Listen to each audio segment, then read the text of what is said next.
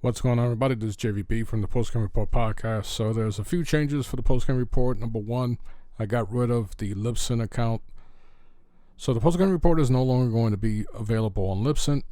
It will be available on Anchor, and I'll post links on the social feeds and also YouTube. So I'm going to make the YouTube channel for the Postgame Report a primary location so that you can listen to the podcast. And if you want to download it and listen to it via audio, Anchor is the place. Now I plan to create a blog as well for the Postgame Report.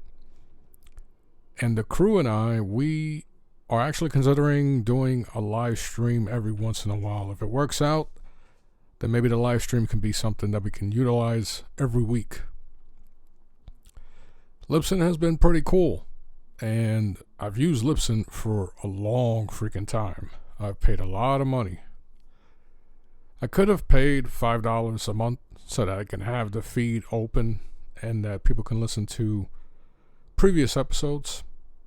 But times are changing, so if I can cut some form of monthly bill, basically cutting cost, trying to save a little bit of money.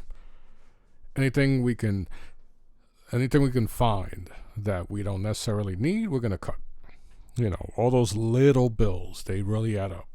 Like paying for streaming services that you might watch one or two shows. I was paying for a backup service that backs up my entire computer. Even though it was like $6, I kind of could use that $6 per month on something else. So as I get older, I'm 48, I tend to think about the finances a little more.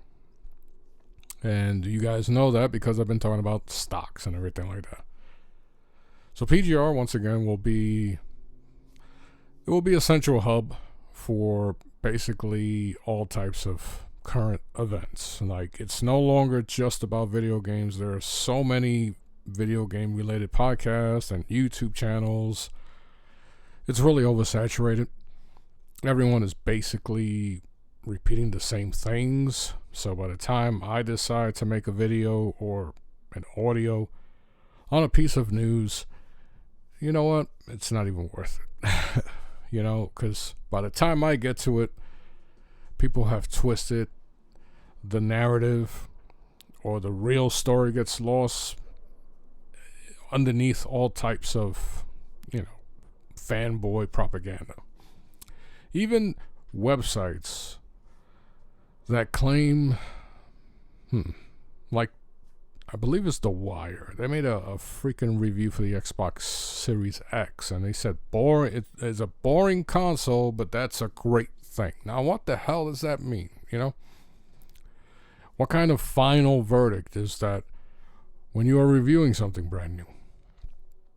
So, whatever. Like, how can you really trust those types of outlets that are basically forcing themselves to say something positive when making a conclusion?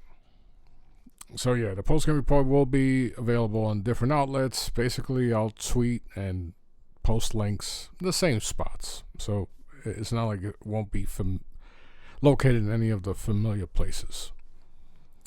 I will talk more about football because I love football, and those of you who know me for many years know I love football. So maybe I love football even more than video games. I wanted to be a coach. I wanted to be an NFL scout. I actually worked at becoming an NFL scout. I was going to do a whole freaking internship and all that, volunteer work. I traveled the country, going to different colleges to see these potential NFL players. I was willing to do that at one point in my life, and now that I have all the tools available, I have YouTube, I have all these videos of players anyway, I have them at the palm of my hand now. I can make those same analysis and just basically talk as someone who enjoys football and who is a huge New York Giants fan.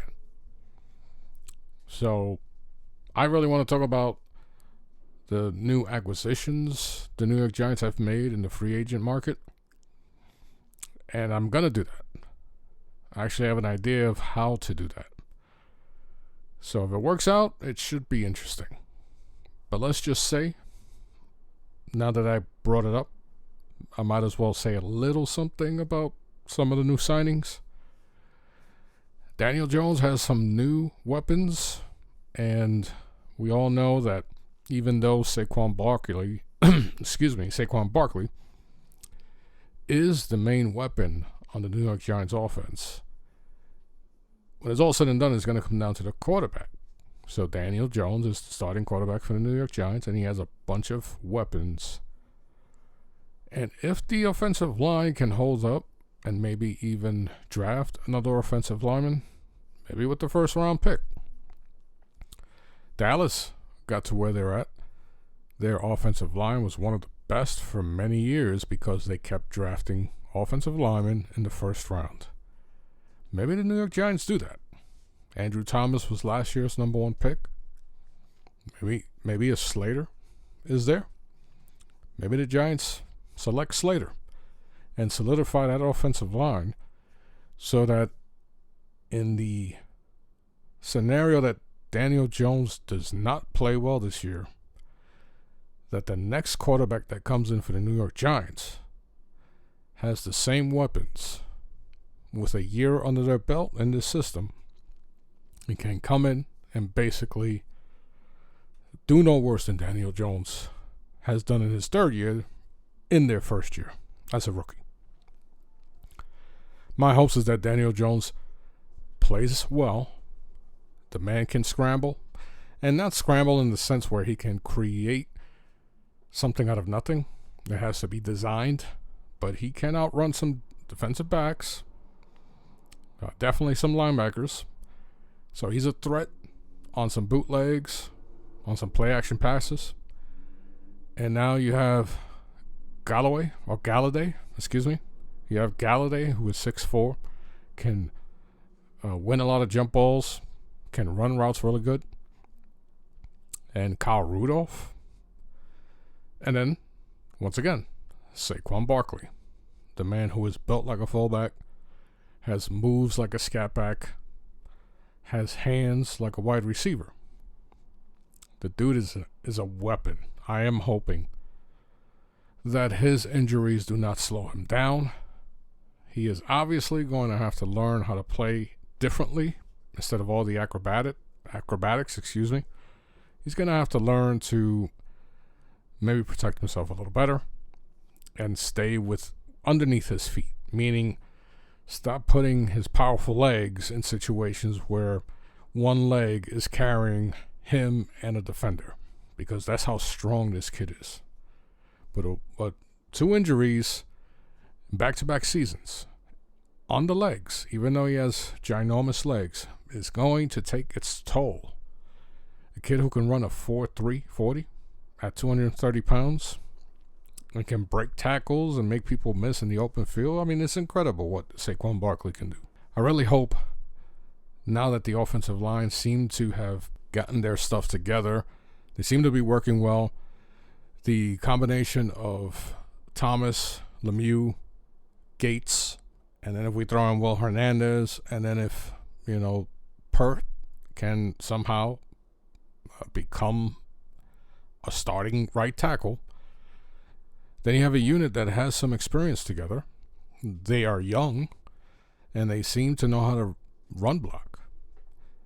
So the offensive line actually did pretty good last year towards the second half, and it's too bad that Saquon Barkley could not experience that, because the first 2 games, as soon as Saquon Barkley was getting the ball, he was getting knocked in the backfield.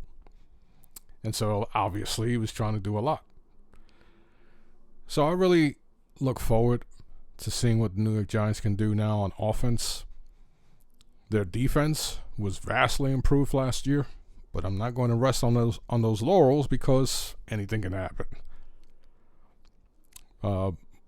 Williams had a career year, 11 sacks, but who knows if he lives up to that potential again. He could have 7 sacks, or 5, or 3.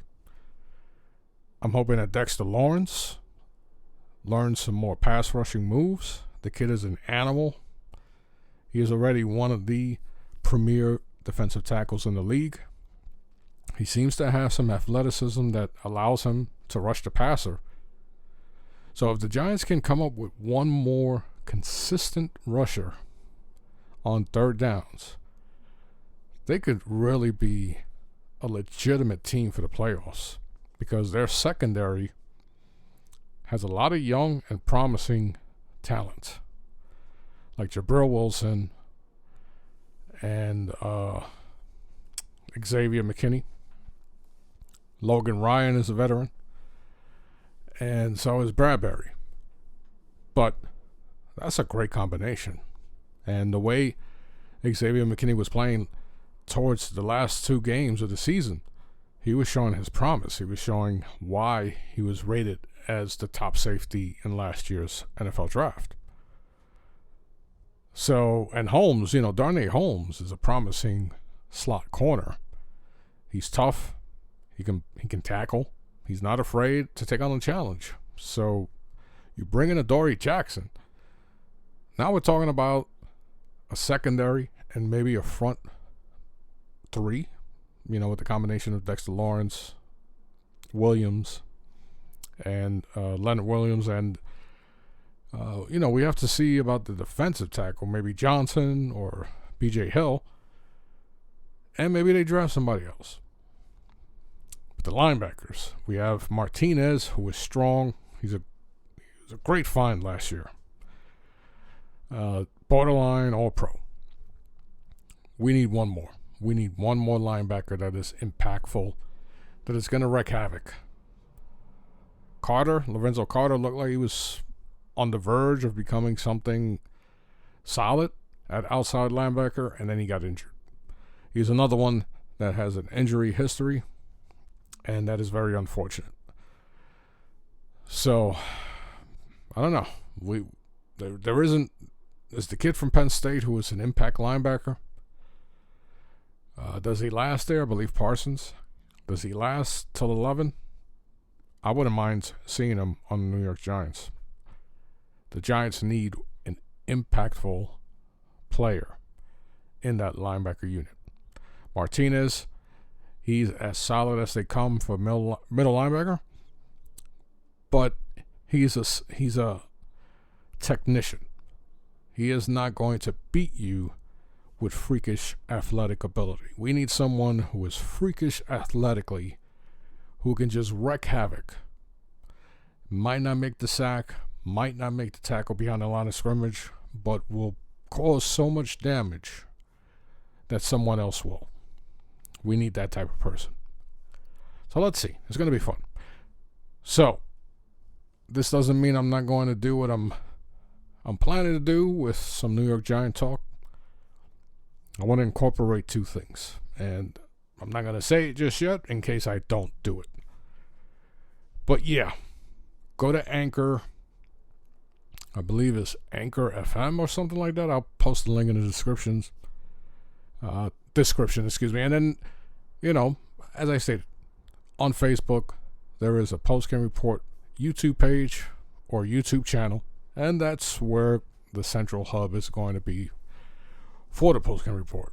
So all the episodes will be posted on YouTube and on Anchor. So that's that. I hope you guys take care. I'm JVB. I'll talk to you guys later.